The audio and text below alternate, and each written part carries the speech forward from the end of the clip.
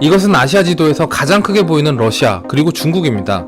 척 보기에 중국의 3배쯤 되어 보이는 러시아는 사실 중국의 2배도 채 되지 않는다고 하는데요. 비슷하게 아프리카만해 보이는 그린란드는 사실 아프리카의 10분의 1도 채 되지 않는다고 합니다. 이쯤 되면 우리의 눈을 의심하게 되는데요. 대체 이러한 지도는 누가 그리고 어떻게 만들었을까요? 우리가 흔히 아는 지도는 메르카토르 도법을 기반으로 그린 지도라고 합니다. 이 도법은요, 지구를 유리구슬로 가정한 다음에 커다란 종이로 적도를 따라서 이 유리구슬을 감쌉니다. 그리고 그 중심에서 전구를 켜면 종이에 투영된 지구 표면의 그림자들이 있겠죠? 그 그림자들을 따라서 그리는 방법입니다. 이렇게 그려진 지도에서 대륙의 모양은 매우 정확하지만 적도에서 벗어날수록 크기의 왜곡이 심해지는데요. 적도보다 위로 갈수록 크게, 그리고 적도에 가까워질수록 작게 그려집니다. 대체 왜 이런 왜곡이 심한 지도를 사용했을까요?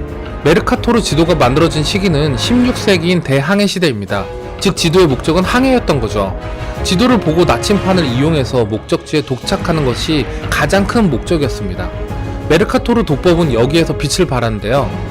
둥근 지구상의 각을 그대로 보존함으로써 각도만 잘 잡으면요, 어디든지 쉽게 갈 수 있었던 겁니다.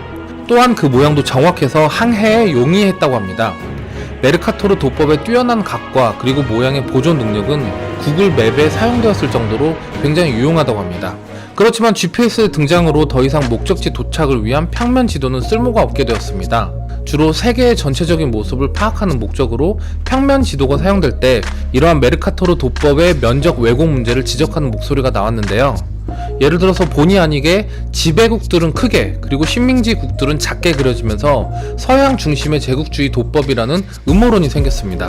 또한 냉전시대 미국이 이 지도를 보고 소련의 위협을 실감했다는 이야기도 생겼습니다. 일이 이렇게 되자 미국 매사추세츠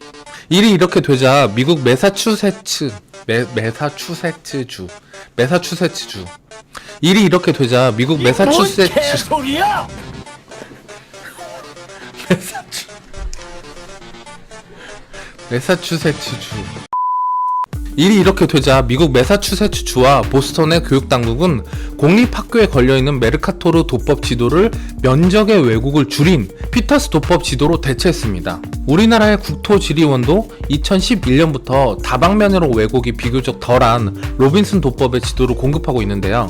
2018년부터는 국제지도학회지에서 이퀄 어스 도법을 발표하는 등 정확한 지도를 위한 노력은 지금까지도 계속되고 있다고 합니다. 어느 누구도 완벽한 구의 전개도를 그릴 수는 없다고 하는데요. 세상을 가장 정확하게 보는 방법은 사실 지구본 뿐이겠죠. 저는 어릴 적 평면 지도를 보면서 큰 나라들의 크기에 감탄했던 적이 있었는데요. 어쩐지 조금은 속은 듯한 그런 기분이 듭니다. 여러분이 기억한 지도는 어떤 모습인가요? 시청해주셔서 감사합니다. 지린TV였습니다.